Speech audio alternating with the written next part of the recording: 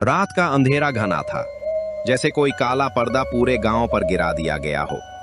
उत्तर प्रदेश के एक छोटे से गांव कालपुर में, जहां पुरानी हवेलियां और जर्जर कुएं अभी भी राज छिपाए बैठे थे, वहां रहता था रमेश। रमेश एक साधारण किसान का बेटा था, उम्र करीब 25 साल, जो दिन भर खेतों में काम करता और रात को घर लौटकर थकान उतारता। लेकिन आज की रात कुछ अलग थी। हवा में एक अजीब सी सनसनी थी, जैसे कोई अदृश्य आंखें उसे घूर रही हों। खेत से लौटते हुए रमेश ने दूर से एक सफेद साड़ी वाली औरत को देखा। वो जंगल के किनारे खड़ी थी, जैसे किसी का इंतजार कर रही हो। रमेश ने सोचा शायद कोई गांव वाली है, लेकिन जैसे ही वो करीब पहुंचा, वो औरत गायब हो गई। हेलो, कौन है वहां? रमेश ने पुकारा, लेकिन जवाब में सिर्फ हवा की सरसराहट आई। दिल थोड़ा धड़का, लेकिन वो आगे बढ़ गया। घर पहुंचकर उसने दरवाजा खटखटाया। उसकी मां सरला देवी ने दरवाजा खोला। बेटा, इतनी देर क्यों लगाई? रात हो गई है। माँ, कुछ नहीं, खेत में काम ज्यादा था। रमेश ने झूठ बोला। वो नहीं चाहता था कि मां चिंता करे। अंदर उसके पिता रामलाल चरपाई पर लेटे थे। रमेश, कल सुबह जल्दी उठना, फसल काटनी है। रमेश ने हां में सिर हिलाया और खाना खाकर सोने चला गया। लेकिन नींद नहीं आ रही थी। बाहर से कोई आवाज आ रही थी, जैसे कोई औरत रो रही हो। कौन है? रमेश ने खिड़की से झांक कर देखा, लेकिन कुछ नहीं दिखा।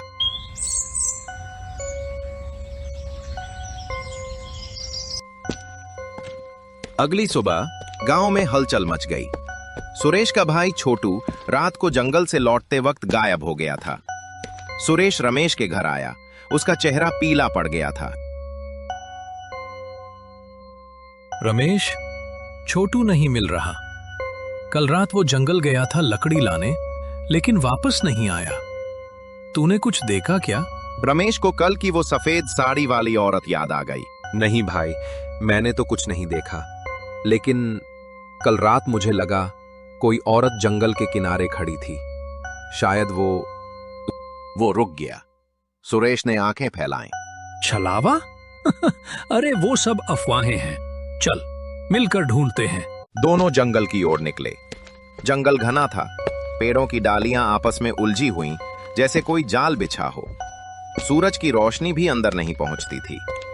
चलते चलते सुरेश ने कहा, रमेश, तू डर मत, छोटू कहीं छिपा होगा। लेकिन रमेश के मन में अजीब सी बेचैनी थी। अचानक दूर से एक आवाज आई, भैया, भैया, जैसे छोटू पुकार रहा हो। सुरेश दौड़ा। छोटू, इधर आ। रुक सुरेश, ये आवाज ठीक नहीं लग रही। लेकिन सुरेश नहीं माना। वो आगे बढ़ गया। रमेश उसके पीछे दौड़ा। जंगल के बीच में एक पुराना कुआं था। जहां वो पहुंचे, वहां कोई नहीं था। आवाज गायब हो गई। सुरेश ने चारों तरफ देखा। तभी पीछे से एक हंसी की आवाज आई, हल्की, डरावनी हंसी। दोनों मुड़े। वहां एक औरत खड़ी थी, सफेद साड़ी में, बाल खुले, आंखें लाल। उसके पैर, रमेश ने ध्यान से देखा, पैर उल्टे थे। कौन हो तुम? रमेश ने डरते हुए पूछा। औरत मुस्कुराई, लेकिन उसकी मुस्कान में दांत चमक रहे थे, जैसे जानवर के। मैं तो तुम्हारी दोस्त हूँ। छोटू मेरे पास है, आओ मिलवाती हूँ। उसकी आवाज मीठी थी, लेकिन उसमें एक कंपन था। सुरेश आगे बढ़ा। छोटू कहाँ है? बताओ। औरत ने हाथ बढ़ाया और अचानक सुरेश का चेहरा बदल गया। वो सम्मोहित सा लग रहा था। सुरेश, रुक, ये छलावा है। रमेश चिल्लाया।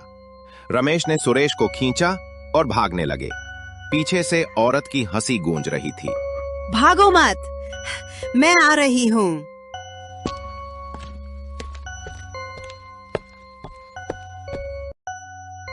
जंगल से बाहर निकलते ही दोनों थक कर गिर पड़े। गांव वालों को बुलाया।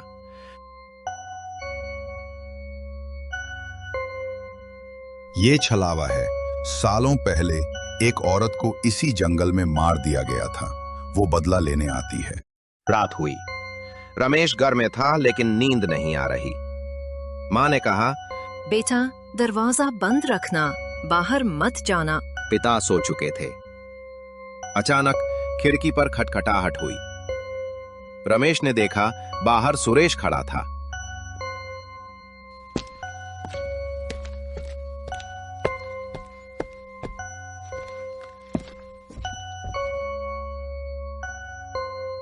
रमेश, दरवाजा खोल, मुझे अंदर आने दे। लेकिन रमेश को शक हुआ। छोटू मिल गया। आ देख। सुरेश की आवाज अजीब थी। रमेश ने ध्यान से देखा। सुरेश के पैर उल्टे लग रहे थे। तू सुरेश नहीं है, छलावा। रमेश चिल्लाया। बाहर से हंसी आई और सुरेश का रूप बदल गया। वो वही औरत बन गई। तू समझदार है, लेकिन अब तू मेरे जाल में फंस चुका है। रमेश ने दरवाजा बंद किया, लेकिन औरत की आवाज अंदर तक आ रही थी। रमेश, आओ ना, मैं अकेली हूँ। बेटा क्या हुआ? माँ, बाहर छलावा है, सुरेश का रूप लेकर आई है। माँ डर गई। भगवान रक्षा करें। उन्होंने घर में दिया जलाया, मंत्र पढ़ने लगे, लेकिन बाहर से आवाजें आती रहीं, कभी छोटू की, कभी सुरेश की। सुबह होने को थी। रमेश ने हिम्मत जुटाई और बाहर निकला। जंगल की ओर गया। वहां पुराना कुआं था। कुएं के पास छोटू और सुरेश के शव पड़े थे, जैसे सो रहे हों, लेकिन उनके चेहरे पर डर की रेखाएं थीं। औरत कहीं नहीं थी, लेकिन जैसे ही रमेश मुड़ा, वो फिर से खड़ी थी। तू आया ना, अब तू मेरा है। उसने हाथ बढ़ाया। रमेश ने जेब से निकाला एक पुराना ताबीज जो दादी ने दिया था। रुक, तू क्या चाहती है? बदला। सालों पहले गांव वालों ने मुझे मार दिया। मैं निर्दोष थी। अगर तू निर्दोष थी तो क्यों निर्दोषों को मार रही है? बता, कौन थे वो? सरपंच के पिता और कुछ अन्य। रमेश ने वादा किया, मैं न्याय करवाऊंगा, लेकिन तू चली जा। औरत हंसी, लेकिन इस बार उदास हंसी। ठीक है, लेकिन याद रखना, अगर झूठ बोला तो लौटूंगी। और वो गायब हो गई। रमेश गांव लौटा, सरपंच को सब बताया। जांच हुई, पुरानी फाइलें खुली, सच सामने आया। सालों पहले एक निर्दोष औरत को चुड़ैल समझकर मार दिया गया था। गांव ने माफी मांगी, उसकी कब्र बनवाई, लेकिन रातें अब भी डरावनी थीं। कभी कभी जंगल से आवाज आती, रमेश। वो जानता था छलावा अभी भी निगरानी कर रही है। क्या वो कभी लौटेगी? कौन जानता है। गांव में अब शांति थी।